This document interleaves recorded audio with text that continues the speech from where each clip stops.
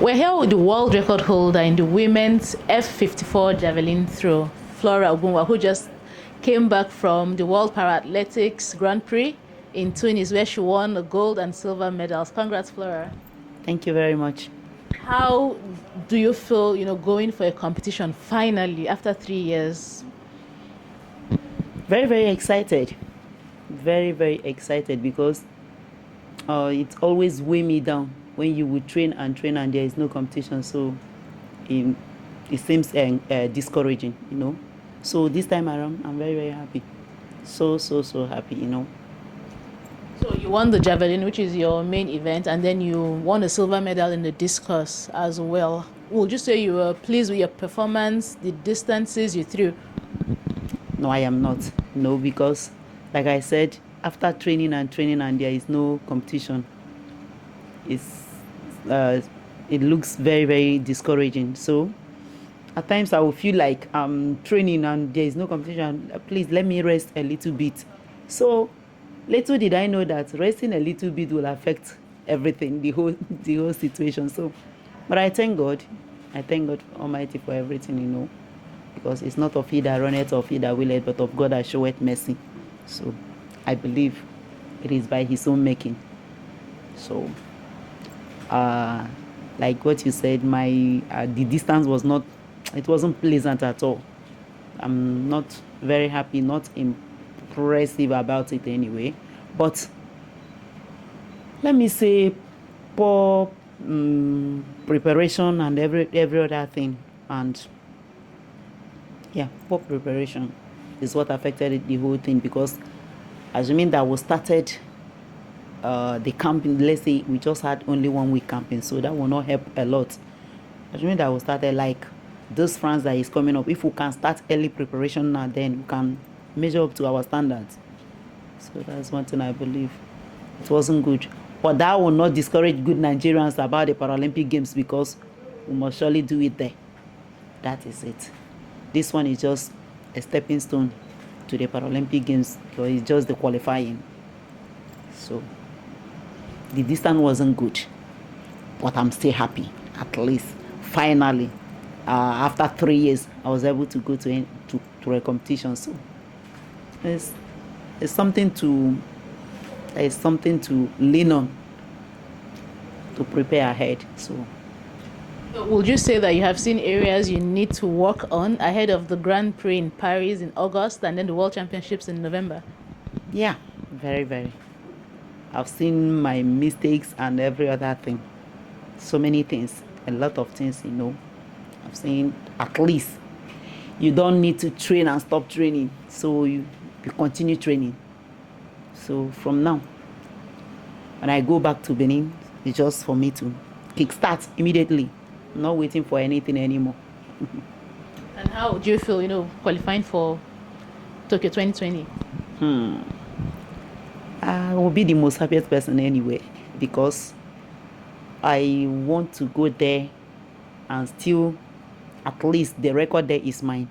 So and still break it and set another one. That's my major target now, to work hard, go there, break the record and set another one. So going to Tokyo 2020 will be a very good thing for me. So how do you feel qualifying for the Tokyo 2020 Paralympics? I feel very, very excited qualifying, although I won't say that we have qualified. Let's say we have qualified, but I will not say that we have really qualified, because sometimes they might change their mind. They might tell you that one competition is not enough for you to qualify, which means that we have to go for more competitions in order to be on a good page. Anyone they are using will not be missed out. So let me say I'm grateful, I'm happy that we qualified, and hoping that we will still go for more to have more chances anyway. So what's the target for Tokyo 2020? That one is in God's hand. I won't say it, but my target is that, all my own is that, it's not only me, because I pray for all my team that we all should go there and make Nigeria proud. So I believe going there will be more records to come. That's my target. But I won't say this exactly what I'm going to do there because it's in God's hand. Flora, you are a world record holder. Your record has stood for about 3 years now, which tells us how good you are. Yet, you've not had competitions for a space of 3 years. I know you and I have talked prior to now, some of the frustrations of an athlete training, no competitions, and, you do not feel like Nigeria is really treating athletes from other sports well. We do not have a minister now, but what appeal would you make, to the incoming minister and the treatment of other sports? Like what I said to my previous interviews, I told them that there is a great difference between competition bonus, winning bonus, allowance, and that is your winning bonuses and allowances and your award. There is a great difference between these three terms. So, like what you said, we don't have a minister now. I don't know who is going to be the next minister, but I am pleading with whosoever that is going to be the next minister to please know that there is a great difference between allowances, winning bonus, and award. Because the previous minister said that he has awarded us, which is not true. When you give a winning bonus, it is not an award. It's just, this is a motivational drive. They gave you this for you to be motivated to do more. You understand? So you can't say that the winning bonus you give to the athlete is an award. An award is when, like this is a national assignment. When the president of the country comes out to say, have a handshake with everybody and announces, I am giving you this for doing the country proud. That is when you say they have been awarded. And in there, you have some world record holders that will be given MON on the process of award. So I don't know whether our past minister gave us an MON. Then I don't know, or there is any other thing that he did without Nigerians witnessing it on telly. Because whenever an award is being given to the athletes, it's being showcased to the whole world to see. So my appeal to the next minister is that he should try and make it a priority for him to put smiles on the faces of the athletes, especially the para-athletes. Because we know, yes, we all are into sports, we are all athletes, but it's not all of us that are doing very well. They pay much attention to football, neglecting other aspects of sports. But in that football, we are talking about 1 medal. But in other sports that they are neglecting, we are talking about so many medals, like in para-athletics, for instance. We are talking about 300 or 500 medals in para-athletics. So how do you equate this to a single medal? And yet we are neglecting that aspect. So we are pleading with them that they should pay more attention to us. They should pay attention to us and at least try to wipe away these tears on our faces of going to competition, making the country proud and nothing to show for it. So they should try to do something about it, because a lot of people are just dropping out because there is nothing to lean on. When you are old now, nothing to show for it that you did sport in your life. You were once a sportsman or a sportswoman, because the country is not doing what they're supposed to do. Sometimes athletes will got injured on the process of competition, but that athlete will be left to his or her own fate, which is very, very wrong. Athletes that sustain injury during competition are supposed to be taken good care of in and outside the competition. It's not only during the competition time. Even after the competition, they should check on that particular athlete. How is this athlete faring?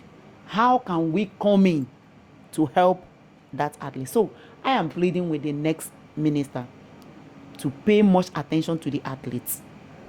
Then let there be a lay down rules that maybe you have competed for the country for the first time. You have won this green, white, green. there should be a laid down rules that these people, there is a stipulated amount that the country should be paying to them. I am not talking about only us now, but mainly I will still concentrate on our own zone. But in as much as we have won this green, white, green for Nigeria, there should be a laid down rules for us that since we have represented our country in any competition, that all these athletes should be given at least this stipulated amount every month, even when you are no longer performing, because that will be what you gain during your active participation in sports.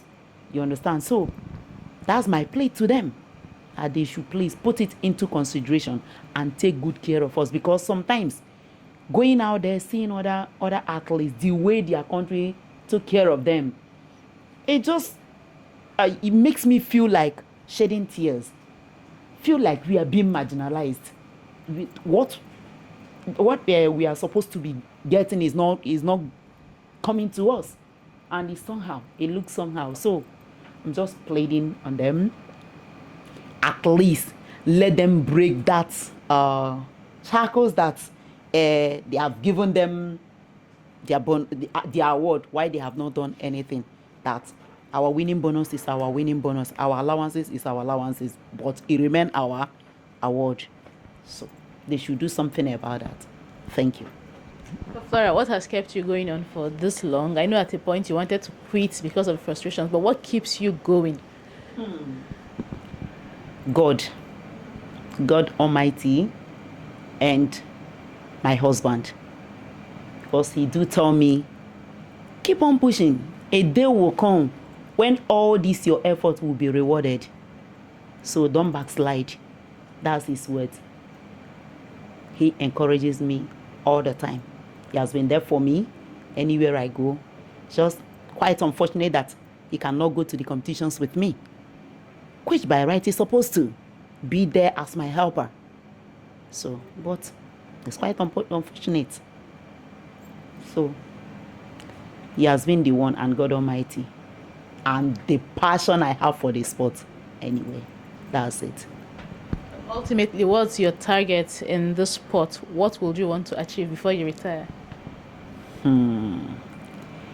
Let me say that I would like a situation whereby the 3 events that I'm competing in, that I will set a record that nobody, that is my prayer, that in each and every event that I participated in, that I should set a record that even if I retire today, it will take years before anybody will think of breaking them.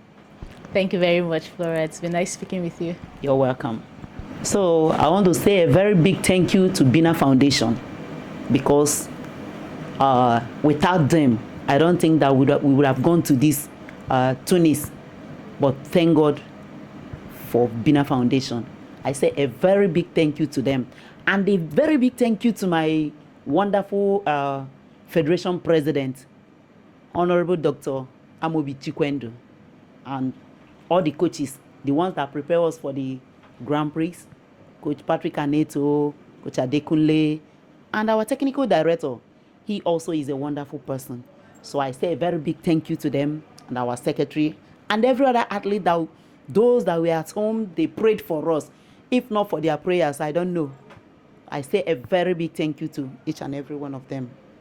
And to Making of Champions, I say kudos to you people. Thank you very much.